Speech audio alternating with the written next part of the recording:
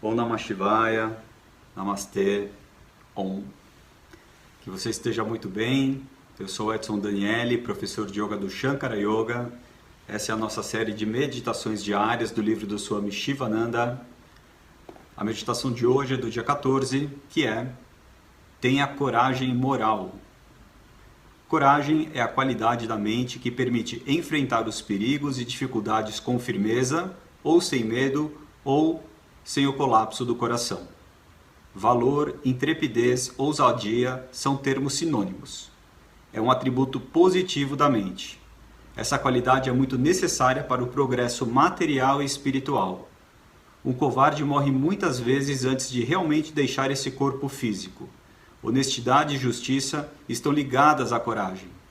Existem pessoas que exibiram coragem física durante o combate, mas não têm caráter moral.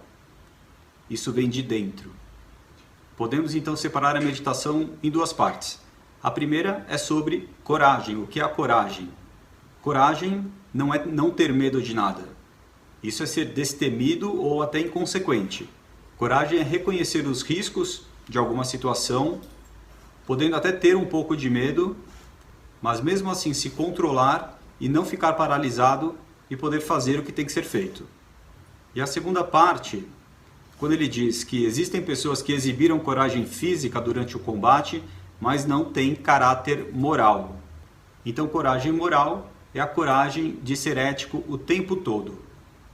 Nós sabemos que no meio político, no meio profissional, na nossa vizinhança, não é incomum situações onde você, como uma pessoa correta, quer agir de forma correta, mas às vezes existe um grupo, às vezes existe um superior, às vezes existe uma situação que é manipulada à sua volta para que um objetivo seja atingido, mas para que isso aconteça, você é seduzido a fazer algo que para você não é legal, não é ético ou moral.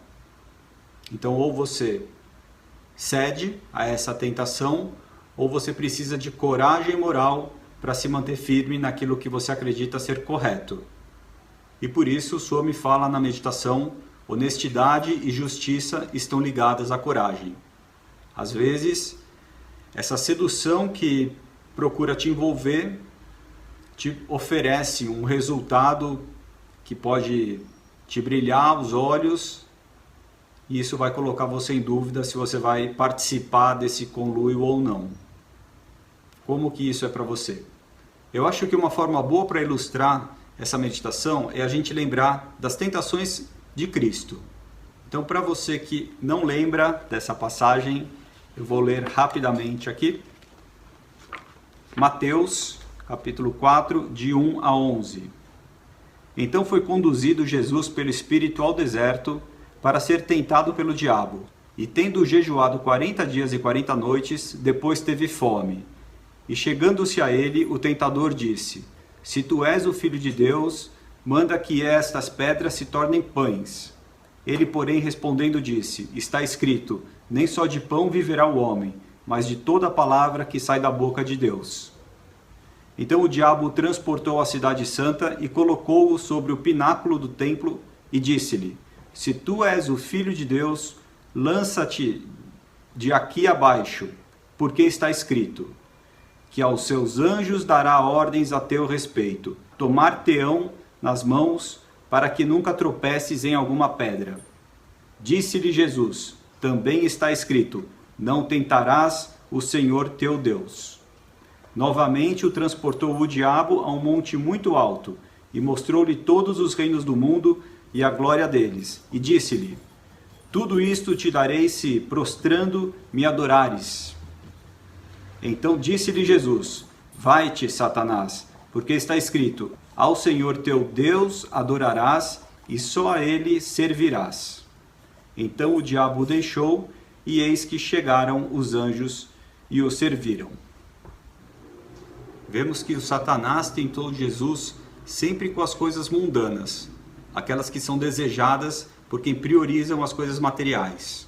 Para isso, Satanás instigou Jesus a saciar a sua fome, que pode ser entendido como instigando para cobiça, ganância e ambição. Provocou Jesus também na espiritualidade, testando a sua conexão com a divindade, com o divino e como ele praticava essa fé. E por último, tentou Jesus por uma posição de poder, oferecendo-lhe as riquezas. Então perceba que Jesus foi provocado a desistir do seu propósito de jejuar.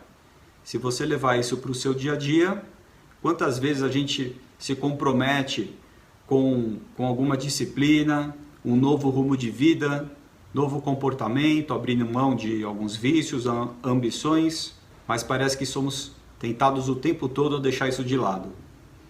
Então é mais ou menos como o Satanás fez com Jesus, né? Jesus está com fome, fez lá o seu jejum e ele foi bem na questão da fome ali. Sabia que Jesus estava passando por isso e falou, olha, transforma essa pedra em pão que você vai ser mais feliz. Mas Jesus tinha um propósito maior e ele sabia que a questão não é a fome, não é o pão que vai resolver o problema dele, porque o pão está representando as coisas mundanas, o apego às coisas mundanas, coisas que nós já sabemos que não devemos ter. Eu vou ler rapidamente um trecho aqui, olha só. O triunfo de Jesus sobre essa tentação foi um severo revés para Satã, cuja maior ilusão para manter o homem prisioneiro é o apego à consciência mortal do corpo. Então, Paramahansa Yogananda, no livro A Segunda Volta de Cristo, volume 1, está mostrando para a gente mais uma vez que o apego às coisas mundanas e materiais sempre vai gerar sofrimento para a gente, porque tira a gente do caminho de trabalho espiritual. Uma outra forma da gente falar sobre a questão das tentações que estão diretamente ligadas a manter ou não a coragem moral, para quem está mais acostumado com o yoga, eu vou ler sobre as tentações, sobre a tentação na passagem do Bhagavad Gita, que é no capítulo 3, de 36 a 43. Então Arjuna é o ser humano no Bhagavad Gita, ou a sua consciência inferior, conversando com Krishna, Deus, ou a sua consciência divina. Então o Gita fala sobre isso. Então o homem, o ego, disse: qual o poder, mestre, que impele o homem a cometer pecado e contra sua vontade o obriga a isto? Então Krishna responde, ou a consciência divina: é o veemente desejo oriundo do amor à posse. É este o maior inimigo do homem, vítima da ignorância que o leva à perdição.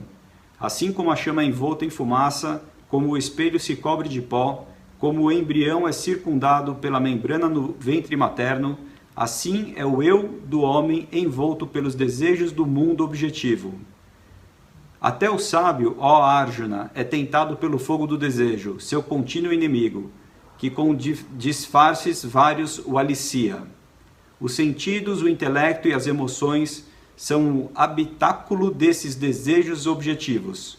São eles que anuviam a razão e roubam ao homem que a ele sucumbe a luz do conhecimento. Pelo que, nobre herói dos lutadores, controla os teus sentidos e governa o coração. Supera esse mundo objetivo que instiga o mal e destrói a sabedoria.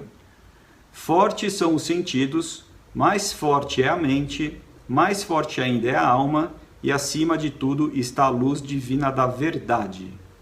Uma vez que este conheceste o Eu Supremo, supera os sentidos, a mente e as emoções pelo poder do Eu Sou. Derrota os teus inimigos que em várias formas a ti se apresentam. Então, rapidamente aqui, vamos falar do verso 37. É veemente o desejo oriundo do amor à posse, esse é o maior inimigo do homem, vítima da ignorância que o leva à perdição. Desejo ao material e mundano é o caminho para a perdição. Isso já tem que estar muito claro. A gente se apegar a essas coisas, que elas não fazem parte da sua verdadeira natureza, do seu eu verdadeiro, isso vai lhe gerar sofrimento. Isso vai embora, não é seu. Então não se apegue. E a outra parte importante é o verso 40, que ele fala que os sentidos, a mente e o intelecto, eles são a sede da origem dos desejos. Então, através dele, ilude o corporificado, né, que é você, o homem, ocultando a sua sabedoria. Então, cuidado novamente com os desejos. Falamos dos desejos na meditação passada. O desejo te deixa apegado às coisas mundanas, te tira do centro, te tira do caminho do equilíbrio. Assim, é muito mais difícil você manter a coragem moral para enfrentar as tentações que todos nós passamos diariamente. Essa é a nossa reflexão de hoje. Se a gente tem uma base moral firme, se a gente percebe o quanto a gente é tentado externamente e também internamente pelos nossos próprios desejos, o quanto nós cultivamos esses desejos pelas posses, pelas coisas mundanas. Isso tem que ser erradicado. Vamos refletir nisso hoje, então? Essa é a nossa meditação. Om Namah Shivaya, Namastê, Amém. Um excelente dia para você, até a próxima meditação e seja bom, pratique o bem.